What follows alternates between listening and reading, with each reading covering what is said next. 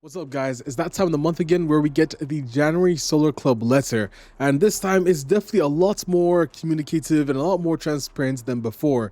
So without further ado, let's take a look at what's going on inside the world of Katie and Akan for Test Drive Unlimited Solar Crown. Now I'm going to switch between this actual view and some background gameplay as well, because I feel like you guys don't also want to see me read a wall of text throughout the whole letter, and this one is a bit long as well.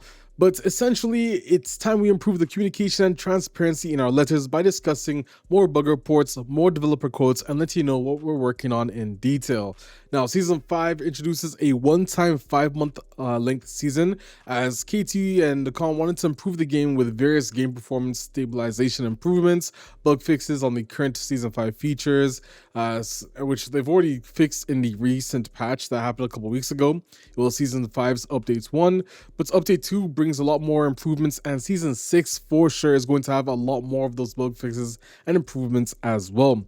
In this letter, you're going to find a couple of things: the release date for Update 2, the bug fixes and improvements, and I'm going to move this over to this side, stabilization, performance, and optimization, Season 6 details so far. Then you're going to find out what KT is working on, which is the network improvements, visual steering animation improvements, which is a really big thing, steering wheel input fixes, which also pretty big, vehicle fixes, sound fixes, quality assurance, and solar testers. Guys, this is a really good letter. The community spotlight is back as well, of course, and the next communications, it does go over some extra stuff too. So let's start off with Season 5 Update 2 details. So for the release date, it does say that it's going to release in the first half of February, and as usual, they'll be communicating the exact release date within the first week of February. Now, as for the maintenance, it'll be mentioned in the patch notes, but usually from 9:30 a.m. Paris time to 6 p.m. Paris time is how long the maintenance is going to be on the actual launch of the updates. But they did a really big improvements on the actual communication of the servers being updated last time, which we're going to do again. I keep using third person despite me working there and writing the very letter you guys are reading. So it's a bit weird, bro. Like, I'm still in that phase. I've worked here for a year now, which I gotta make a video on, like just discussing that. But anyways, bug fixes and improvements. This is a pretty good one. Now I'm going to switch back to this right here really quick. So similar to Update 1, they've done a lot of work on the bugs reported by the community and also just other bug fixes in general. But here are just a few. Of course, there are other graphical fixes, network improvements, crashes, poker, etc., etc. But here's just one of the few, some really cool ones.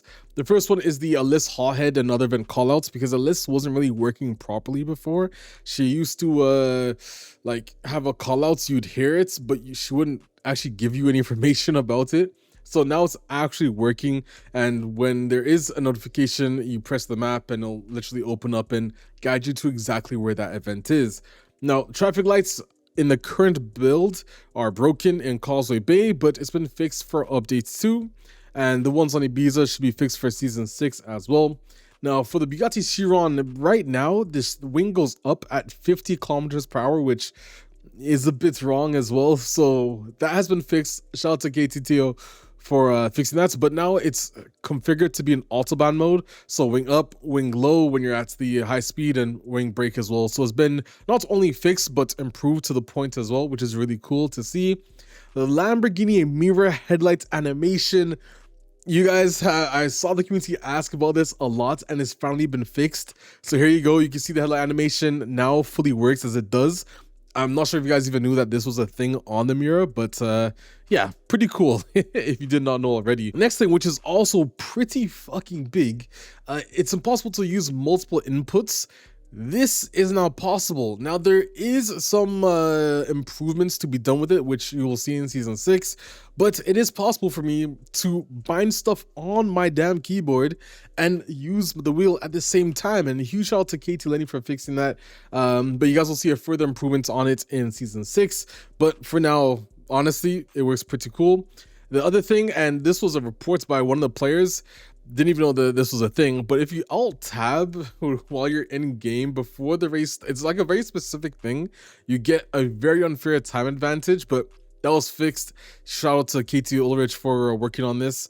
And as it says at the end, they'll share more bug fixes on the release of the patch notes, but they want to prioritize stabilization and performance on this build. So you'll find a lot more of the fixes found on Season 6, which is pretty cool. Next, stabilization, performance, and optimization. So another focus of this update is what I just said, and for the launch of Season 5, the KT engine has undergone some enhancements and improvements, many of which will help KT achieve the next step in a larger optimization tactic. With the engine change, they also have a dedicated team working on improving the performance and optimization of the game. And this update is one of the first solutions of the improvements. And to describe this, here's updates from the producer of TDUSC, Niels. And Niels says, I think the community knows this by now, but we've said many times, optimization is a top priority. But I hope that they're starting to feel it while playing. This update is no exception. It's another step towards the experience we want to offer our players. Specifically, after this update, console players should see a significant improvement in dynamic resolution. For those who don't know, when the frame rate drops, the game can gradually reduce the resolution to maintain a stable frame rate. This is called dynamic resolution, a key feature in modern racing games, and thanks to the latest improvements, the overall resolution should now be higher, resulting in a sharper render, which is really good news for you console players. Now, I haven't seen this myself, so I really want you guys to take a look at this update to when it comes out if you're on console, and let me know your thoughts on the actual improvement itself. Is it something you guys are enjoying? Is it something you're happy to see? Let me know, but as I understand, it should for sure look better and more sharper, which is a big thing in the game anyways. So next thing they're going to talk about is Season 6 details, which of course is after Season 5. Now, some of the confirmed features and content so far is detective missions, which was voted by the community, and since its first sighting in TDU2, it has been enhanced to offer players a much more in-depth experience, and there's a lot more lore with each mission, and you're going to learn about this in early March, which is really cool to see. Now, some vehicles. Here are the vehicles that have been confirmed so far for Season 6. The Pagani Huayra Roadster, which is going to be in a dealership. The S-Less AMG Black Series, which is going into the online store. The Bentley Continental GTC Speed Edition 12, which is online store as well. And the Lamborghini Tamario, which is going into the Solar Pass. And of course, there's 3 more vehicles to be revealed, which I think are going to surprise some people, to be fair. So other than that, that's all the details that they have given so far for Season 6. But let's go over to the next part, which is what are we working on. Now, this section is going to detail everything you're going to learn about the future, from network improvements to the steering animation that I told you about, and much, much more. So let's take a look at this. One of the first ones is network improvements. Now, the network team is working on a couple of things. It's instancing improvements, 8-player groups, official racing center, housing, and of course more as well. The other one is cross-region. I'm sure you guys are aware of that. And there is a quote from Sylvan, who is the TDUSC lead online programmer, and he has this to say about TDUSC. Now, TDUSC being an online game, we're parts of every new feature that has been announced because we need to add those features server-side and make sure that our infrastructure can handle them. However, we don't stop there. We really want to make sure the players have the greatest experience together, so we decided to split our efforts in half for the next year and make sure that we completely rework our server-side applications and netcode of our game. Even the hardware infrastructure of our servers will change because we will upgrade every single one of our servers and re-architecture the network topology of our components to ensure there will be less latency between players. We have to ensure first that your saves or current experience are not at risk, so those server optimization and stabilization changes will take time, but it's really something that is important for us because it's important for you. So huge shout out to Sylvan there for the details on the network team and what they're working on. So that's the network part. Let's move on to the next part of what KT are working on. So visual steering animation improvements. This one is pretty big. It was something that came in for Season 2 when we got the 900-degree steering animation. If you play on wheel, you'll never be able to notice this because there's no issue with it. But there is an issue if you're on keyboard and controller. So now that I explained that for you guys, this is actually going to be fixed in a future update. Now, I've already tested it and you can actually see it works really well. There's a slight adjustment to do to it still, which is why it hasn't arrived in this update. But hopefully within the next couple of updates, you guys will be able to see it and play it for yourself.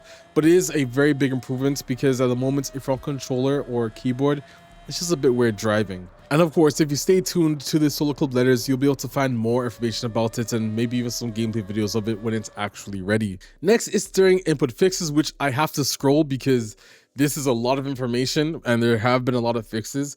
So we can't leave these people behind because TDU is about immersion, and the one thing TDUSC has done well with is the physics of the vehicles and how the vehicles feel on wheel. So there are some issues that we have to work on, and finally they're here. So first thing, is your old PC, PS3, Xbox One wheel compatible with TDUSC? Now, KT have reworked the SDK for wheels that don't have it, and if you have a PC, you guys will be able to open up the user settings in your documents folder and set this from true to false. If you have an older wheel, it basically allows your machine to use direct inputs, and it's an API that ensures most of the basic controls of your wheel will work. However, if you have Logitech G or Fanatec or Thrustmaster or Mazda Pithouse, those will be your way to configure the wheel. For example, the Logitech G27 is no longer supported by the Logitech SDK and now uses direct input for basic commands, but you can continue to use Logitech G Hub to configure your settings. Essentially, if you have the G27, use this and it should work just as well. Some other things that have been fixed for this update, for example, the G920 FPS drops on PC has been fixed. I know people on that wheel have been happy to read the letter and see that. So let me know. The G923, the no input detection and game crash and reconnect should be fixed as well. Same thing for the muzzle wheel and the rotation issues that some of you have been having on your muzzle wheel. And there are some details from both Lenny and Marie. Marie is the technical producer for TDUSC, and Lenny is the inputs programmer who also did the multiple input thing, as you guys heard like just a couple of minutes back in this same video. I was discussing it. But anyways, what Lenny has to say is that there are more than 70 models of steering wheels in Kiloton's wheel library, which is crazy. They have a whole library shelf of it. But they have pedals and shifters and add-ons as well. So they regularly acquire these new models from the manufacturers, and there are some bugs that they can only resolve by reproducing them directly with a corresponding steering wheel model. So one thing that Lenny says is, since he's worked remotely, he stores a certain number of steering wheels in his home, and his apartment is basically an extension of Kiloton, which is pretty funny because already there are a ton of wheels at KT. So I can only imagine if there's 70 that they have, he has a lot at his place as well. Now, Marie does say that among the users who use racing wheels on TDUSC, Fanatec, Logitech, and Thrustmaster account for more than 70% of our players, or even 80% if they add Mazda. But the Logitech G29 alone accounts for 25% of that, which is a pretty crazy stat, to be honest. Like, out of all the wheels, I know it's probably like the most cheapest wheel, I guess you could say, but G29 is old, guys. Like, compared to the G920, I would have assumed could have been the majority, but it's not, which is a bit surprising. But most of Murray's discussions about organizing tests and compatibility reports focus on the 4 manufacturers. But it's always a pleasure to have an opportunity to talk to other companies. And she finds the steering wheel manufacturing ecosystem fascinating and full of creativity, and people don't realize how much care goes into it. Thanks, Marie and Lenny, for those additional details. And next, vehicle fixes, which is pretty damn cool. Let's take a look at what's happening next. So TDUSC is of course about lifestyle of the vehicles themselves, and vehicle immersion is, and like accuracy as well, is a very important to TDU fans. And this season and also next season, sorry, this season as in this update and season 6 is what I meant after. There's going to be a lot of improvements on that front. Some examples of what you're going to see improved on the vehicle list in terms of vehicle fixes are the Ferrari California having the incorrect gearbox, Chevrolet Camaro incorrect rim depth, AC Cobra incorrect rim size, the Aston Martin DBS swan doors and other swan doors, the Ford GT dashboard not in sync, the Lamborghini Diablo VT incorrect final drive, which when it has the correct drive might be one hell of a car to drive. Dashboards are hard to see. The Ferrari 4A Pista indicator slash reverse light as well, and a lot more. By the way, the 4A Pista in game right now does not have the correct lighting, but having seen what it can look like, I cannot wait. That car might be one of my like main cars to drive, to be honest. Huge shout out to Theo for taking a look at that one as well. But honestly, huge shout out to the vehicle team, really good people. But we have a quote from Chloe, who's the TDUSC game designer, but for vehicle dynamics, and here's what she has to say. We're currently working on several improvements ranging from rebalancing upgrades and camera angles to refining rim sizes and wheel proportions. There are long and tedious tasks, and it's fun and rewarding. I hope you'll be able to see those changes soon, and I enjoy them as much as we enjoy working on them. And I really want to thank you for all the feedback, and most of them really help us get a better car experience. It's really cool from Chloe there. So it looks like camera angles, redefining rim sizes and wheel proportions, rebalancing upgrades though. Probably like the godsend from above to be able to hear. It's probably something that's in the distant future though, but at least it's something that they are considering on working on, and we'll see it in the near future. Now, because there's a lot, I'm gonna have to switch to this camera as well. But we have Aston Martin DBS Superleggera fix, ambient sound, music volume, horn preview, radio audios fixes, sound effects fixes, the BMW competition backfire, LaFerrari, casino intro music not playing, these cars not working in as players or AI in free roam and events, you aren't able to hear them, car sounds being incorrect for other players, which is huge because right now when you're cruising with someone, it just sounds like a 100% throttle throughout the entire cruise. When this is fixed, you will actually be able to hear the actual RPM range of the vehicle you're cruising with in races or in a free roam, which massive. MP412C incorrect sound as well. Sound balancing, so muffled sounds in cockpit will be improved. AI audio levels. This one is massive because it's very annoying. If you play on 8-shifter and you're driving, you guys might notice in my videos when I'm using a car with 8-shifter, but you can hear like a rev match sound even with auto clutch off when you're shifting. Huge shout out to the sound team and Adam, but this is a fix that they're working on.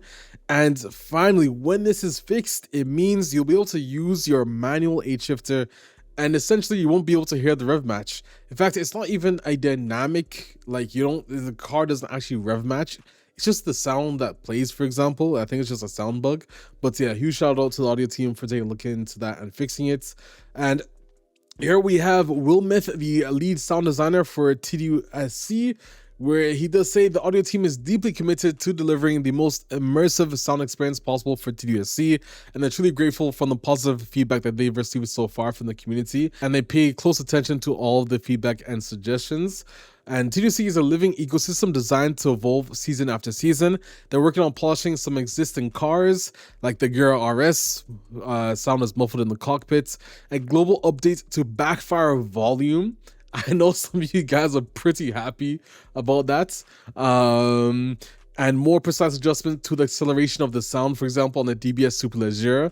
And you'll also gradually notice a refresh of UI sound effects aimed at a more contemporary, less futuristic sound identity. That's I like the tease here because I've heard something that they changed in season 6. I hope it's gonna be season 6. We'll see if it happens. If it's a little bit after, it'll be really cool. But that alone, that last sentence, you guys are going, when you hear it for the first time, I know someone's gonna say in the Discord, be like, yo, they finally changed this. Anyways, so that's that. Let's move on to quality assurance. Now, season 5's launch was not the best. I think everyone kind of knows that already. It brought a lot of bugs and it wasn't the best launch at all, honestly, to put it fair and short. Now, there are some good news because they've added a QA team. Well, like obviously there was QA before, but as Sebastian, who's the head of Nakon Racing, has to say, to deliver the highest level of polish for TDUSC, we have enhanced our QA strategy by bringing another partner on board as of January 2026. Their expertise will help us refine our seasonal releases and the new features planned for this year. Already, Season 5's Update 2 is bringing a lot of more community bug fixes, especially Season 6, and the TD community will find the next seasonal releases to be improved as we continue to enhance our QA workflow. We're excited for the road ahead at KT Racing and TDUSC. Really cool to hear that. Then there is another part called Solar Testers. So this part is pretty damn cool. Now, we've seen this request a lot from the community and it's important to us. With that, we want you to know that we're working on a small project called Solar Testers run by the community manager, Alex VII. Oh shit, yo. Is that me? Yeah, it is me, bro. Goddamn, I'm still a community manager, but you know, I'm helping out with this QA thing. But that said, I'm just gonna read my quote. This is gonna be mad weird reading a quote, bro. This is like the Obama meme where you put the medal on Obama and it's Obama holding the medal. This is literally what I'm doing right now, bro. It's weird as hell. So as today marks my 1 year at Iconic KT, which yeah, actually, funnily enough, this day, yesterday I think it was, or today, I gotta check my flight. But essentially, I arrived in France that day. So it's been exactly 1 year, and to have this letter released and say this is pretty cool. But as I was saying, it brings me joy to bring this new program to core TD community members to help increase our seasonal release polish and quality assurance. Starting soon, we'll be selecting members from the community to join the program and help with the testing of Season 6 vehicles and features. And of course, there will be a strict NDA. So guys, I'm counseling you, don't go leaking shit. But you won't be able to see, for example, houses. We're smarter than that. But you'll be able to see, obviously, the next season ahead or the next updates ahead. But apart from that, there will be more details on the program in the following Solo Club letter, but the selection process will not be via application. It will be just selection, and obviously for those of you who already know, it's pretty easy. I've communicated a lot on the Discord, and I'm very certain I can easily pick out very core members who have been doing a lot of like bug reports and very detailed bug reports as well, which helped out honestly, because this season, guys, I worked on a massive spreadsheet of all of your community reports, whether it's vehicle, whether it's graphical, whether it's map fixes, everything as such. And honestly, we've worked really hard on it, and slowly by slowly we're knocking down all of these bug fixes from the community themselves, and I'm really excited for the next steps on it. But yeah, that's essentially it. Huge shout out to KT.com for working with me to get that program started. And that's all I have to say for solar testers. Let's move on to the community spotlight winners for January though. So for January, we have some winners. First off, there's Baba Aron. Anyways, they win the Mercedes AMG GT Black Series with 300 diamonds with their Porsche 918 picture here. Custom rims on it as well, pretty cool. Next you got Ray on Discord, who takes some pretty cool photos. They get 5 million solar coins and 200 diamonds. And last but not least, Flaw Motor, which is another YouTuber who is French and does test drive videos. If you're French and you would rather hear the French language rather than English, right, here's your chance. Shout out to Flaw for winning that one. 2.5 million solar coins and 100 diamonds. Congrats to the winners. There's a new challenge because now we're doing it by theme, and the actual developers will pick the winner. There's one post per month though, so keep that all the same. And the theme is a daily driver at sunset, so your photo must feature a daily driver within the sunset time frame. Good luck. Next communications news from the pit is like imagine a call connects, but more than one a year and only about racing games. The next one is in February, and after that, you guys will see another one after. But really cool. We're working really hard on it, and honestly, it's a massive project, bro. Honestly, I'm working mad hard on that. But yeah, February Solo Club letter obviously is gonna come in February, likely at the end of February, as the letters normally do. And last message. Update is killed with a lot of bug updates. I don't know what, bro. Who the fuck wrote this, bro? What is this? The February update is killed. Who's writing this English, bro? Who is writing this? Anyways, especially for those who are on console, team is working very hard to continue these improvements over the next updates, and they thank you for your support. No Bugatti pictures in this letter. Maybe next time though. We'll have to wait and see. But that's the letter for Test Drive Unlimited Solo Crown, guys. Let me know your thoughts on it. I think we pushed a lot more transparency in this letter. We went a lot further, and I'm really excited to hear what you guys think of it. Let me know in the comment section below if you guys want to see more stuff like this. I think I'm going to continue that, especially getting the dev quotes and bringing more devs on board with them, because they do a lot of work, bro. You know, at the same time, doing a game like this with a massive scope, there's a lot to fix, a lot to learn, and I'm really happy I joined. It's been a year. Of course, can I say that we've made improvements since I first joined? of course, it's not only me that helped. The developers themselves, I gotta give a huge shout out to. Changing things around, I have to give a huge shout out to. Nakan, I have to give a huge shout out to. It's a lot still to do, a lot of work still to do, but I trust the process, and I hope you guys do too. And if you don't, it's okay, bro. You don't need to trust it. Actions speak louder than words, and hopefully through the next couple of seasons and releases, you guys will be able to see that. I'm Alex7, and I'll see you guys in another video. I'm out, guys. Peace.